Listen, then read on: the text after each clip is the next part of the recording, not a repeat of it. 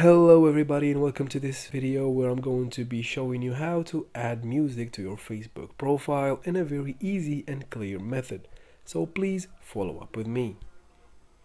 We start by opening the Facebook app and then we go to your profile. We can do that by tapping the profile picture on the top left corner over here.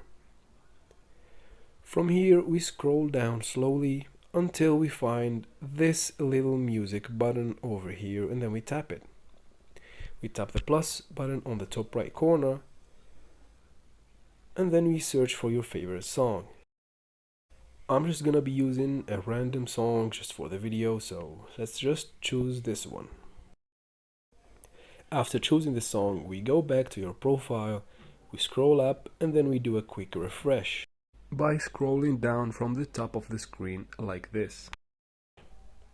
After the refresh, we go back down and tap the same music button again. This time you will find your music displayed here. You tap on the three buttons next to it and then we click on Pin to Profile. We can see here it says song has been pinned. Now we go back to your profile and voila! The music has been successfully added to your Facebook profile in this very easy and quick method.